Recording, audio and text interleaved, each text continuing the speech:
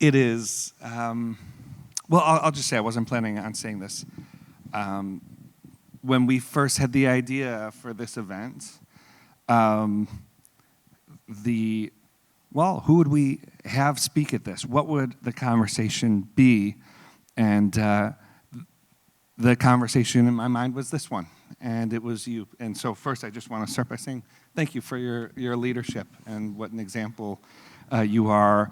I want to talk to you about the work of IJM, the technical expertise and credibility of it, the amazing impact you've had. I also want to talk about sort of the heart of IJM and your heart and what the two have to do with one another and what it might suggest if the technical and the heart require one another. And so where I'd love to start is just, Gary, what insight, what set of experiences led you to found IJM? How do you take that step? Well, good afternoon, Michael. Good afternoon, everybody. This is delightful. Thanks for inviting me, and thanks for convening all of us for this conversation today, and just for this movement that you're building. It's really encouraging and badly needed, so thank you, Michael. I think the experiences that led in many ways to starting IJM was experiences with the reality of the sin of violence in the world. I was a young college student. I was an earnest Christian. And I sensed that there was something about God I just would not know as long as I was very far from human suffering. So that's the first thing. And because my trajectory was not headed towards a lot of suffering. Suffering comes to all of us, but I just had this very charmed course. But I was also a very earnest follower of Jesus. And so in some respects, I just began to try to follow him to draw close to those who are hurting in our world. And in that process, got close to those who are hurting because of this thing called violence. More powerful people just using force to hurt you, to extract from you, to oppress you, to abuse you. And that led me, first of all, to South Africa. The mid-'80s was the apartheid crisis in South Africa, and I went to go be an intern with church leaders in South Africa who were trying to bring change, and ended up being an intern for Bishop Tutu and other church leaders, and in a transformative 1985 and 1986. And specifically the problem of violence against the poor. So black South Africans were very impoverished, living very difficult economic lives, but it was because of this oppressive, racist regime. Later on, I ended up working for the Lawyers Committee for Human Rights in the Philippines to see the violence of the Marcos regime in the Philippines. Eventually then went to work for the Department of Justice, working on police abuse in the United States, and this was in the 90s. I joined the Department of Justice just a few months before the Rodney King riots in LA, and was on the Police Misconduct Task Force of the Department of Justice, where we're seeing the same phenomenon, violence against the poor. And then in 1994, I was sent to Rwanda to be the director of the UN's genocide investigation, where again, common Rwandans and the Tutsi minority in particular are very poor economically and actually getting a lot of economic aid and assistance. But when the guys with machetes show up, like none of that really matters too much. So, sorry this is a little bit long, but it's the whole thing of the problem of violence against the poor. And it became manifest to me that this was an area very unfamiliar to Christians. Familiar with, wonderfully, being in very, very poor communities and planting churches and sharing the gospel, dealing with hunger and disease and lack of shelter and so on and so forth. But again, when the guy with machetes show up, when the slave traffickers show up and the murderers and the criminals in your community to steal your land, to commit sexual assault, to enslave your family, there was not in that era that I could have found like a Christian response to that. Like, how do we even respond to that? And that's what led me to leave my job at the Department of Justice on a foolish Friday in April 1997 and become employee number one of an organization that didn't yet actually exist. So, yeah. Right, it's one thing to identify the problem. It's another thing to build an institution that actually does something about it. Can you unpack, give folks a window in a bit to what IJM's work looks like today? What is it that that you and the people who work with you actually do? Yeah, thanks for the chance to do that. Well, it was so unglamorous and so probably going to fail when it got started. Because you can imagine, I actually go to the Department of Justice not to resign, but to ask for a leave of absence, because I know it's going to fail like in the first year, so I'd like to still have a job to come back to. But the first idea was super simple, and that was really IJM 1.0 was just provide direct service to victims of violence and abuse in very poor communities in the developing world. And so over time, we built little teams in very poor communities in Africa, Asia, Latin America, Southeast Asia, South Asia, local criminal investigators, lawyers, and social workers who would take on individual cases. You've been thrown into prison because they want to extract a bribe for you, or you and your family are being held in a rock quarry as a slave, or your daughter's been abducted into a brothel where she's being horrifically raped and abused, and you'd just like someone to do for you what the rest of us would want, get you out of that situation, have accountability for the guys who committed the abuse, and some long-term recovery and aftercare. So we just took cases like that. So IJM for the first 10 years had little local indigenous teams that would just take on maybe 5 cases in the first year and 12 the next, and by the end of the first decade, about 1,000 a year.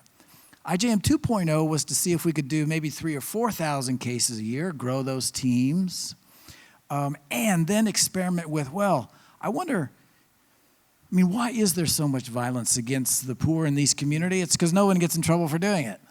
That's because there's no actual law enforcement and no services for survivors. So could you transform those justice systems so they actually performed that basic service? So IJM 2.0, the second decade, was experimenting with that. And so in 9 different experiments, we found that if you could transform that justice system in that community, you could reduce violence and slavery by between 50 and 85%, as documented by external evaluators. So that was like Discovery IJM 2.0. Now we're trying to do this in 46 more jurisdictions around the world that have super high rates of poverty, super high rates of violence and slavery. And we think by the year 2030, it's possible to reduce violence and slavery in these communities by between 50 and 85%. And there's 500 million people living in these 46 jurisdictions. So that's what we're doing. And there's about 1,500 IJM staff around the world. Just picture, again, teams of 30, 40, 75 criminal investigators, lawyers, social workers, advocates who are trying to get the laws actually enforced for the poorest in their community and great services for survivors in their communities. Yeah. You've seen in your work, both with IJM and then as you sort of laid out for us and all the experiences that led up to your founding IJM, you've seen the heart of injustice. And I'm curious, like, what you found there and what it's, how you would describe its character. How does injustice fester? What Yeah. does that, Yeah. what's the shape of it? Yeah. One of the kind of interesting things is how shocking violence is and injustice is and was to me. But as someone who'd been reading their Bible their whole life, like, it's from the beginning to the end of the Bible. It begins with the murder of Cain, of Abel by Cain, and ends with the crucifixion, right? And then so there's just violent, sinful abuse, and so that's the thing that continues to be shocking but not surprising, is that, and what the Bible teaches and what I've seen manifest is this idea of the flesh, the world, and the devil. That is to say, the flesh, our fallen nature, man. And this was the thing that genocide investigations will show you, is that, this is not like some special team of bad guys who go do this. The average human being, and every genocide manifests this, can very easily become a mass murderer, so much easier than you imagined. The fall of man is actually not going well. Like, if humans reject the God of all justice and goodness and love, this will go unbelievably bad. So there is that capacity within every nature. The world has systems of then structured abuse and violence, and there are spiritual forces of evil who will actually, at least the way I've seen this manifest, if you give yourself over to an evil force, it will take you down a road where you will actually, humans can have a capacity to enjoy violence and abuse, to exalt in it.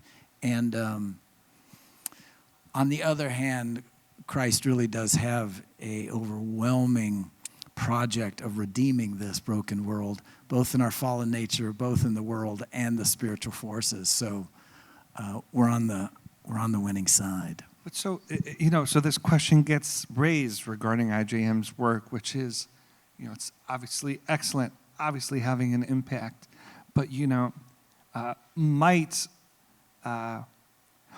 the faith hiring practices limit the talent pool? Might the fact that staff stops to pray mean that you're less efficient? Sort of all of these.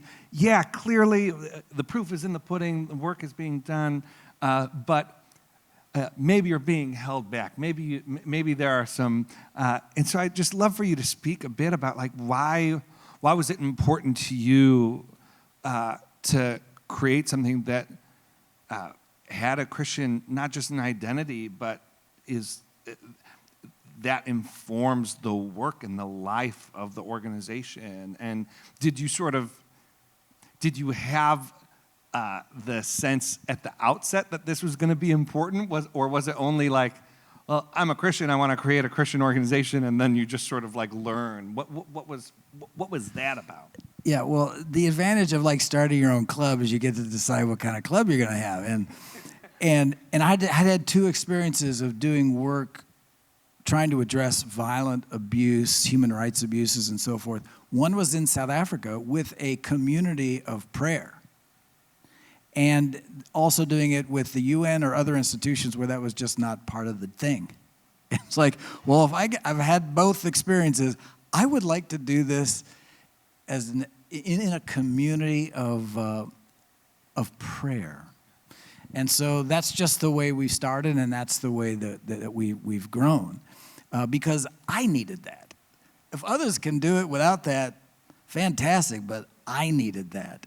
And that is my actual conviction, and that's our conviction at IJM, that the power to do the work of justice in the world comes from God. You don't need to acknowledge him for that power to be coming to you, but we think the power to that comes from the God of justice. We also believe the power to be the kind of person you'd like to be while doing the work of justice comes from God. So really, spending a half hour answering more emails or responding to more things, is that going to advance justice in the world, or drawing closer to the God of justice for a half hour? And the likelihood of being able to actually be effective in the world seeking justice and seeking a disposition or a capacity for courage, for patience, for sacrifice and joy, if I can regain that by staying close to God, my sense is this will help us not only be more, well, of course, help us to be more effective, because that's where the power to do this actually comes from. Yeah.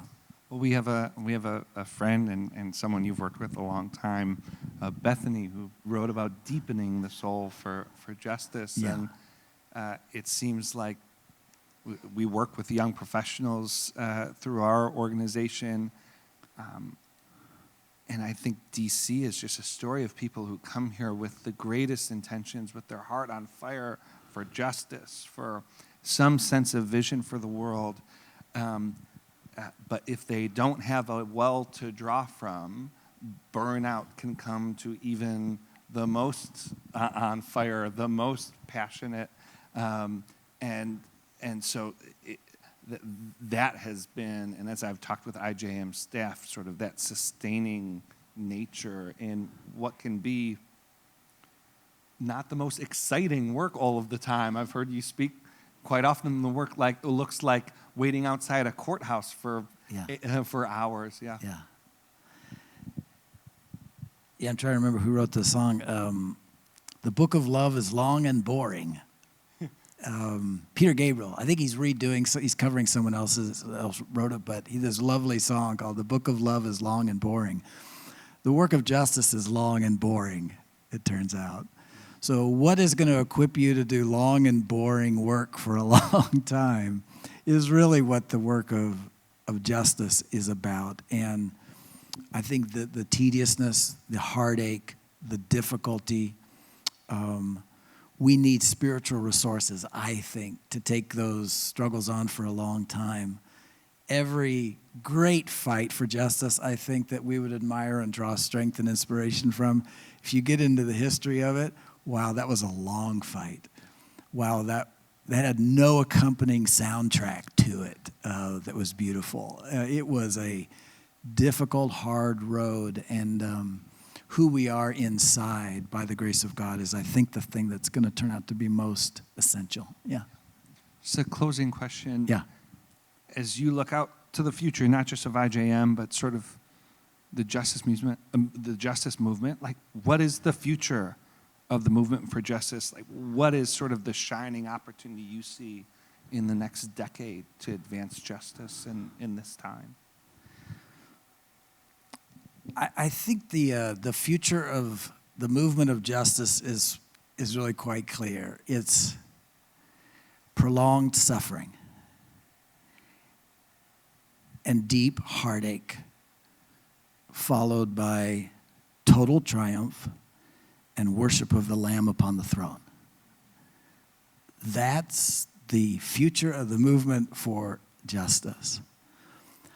I think the most shining opportunities for the followers of Jesus are engagement in the struggle for justice with joy.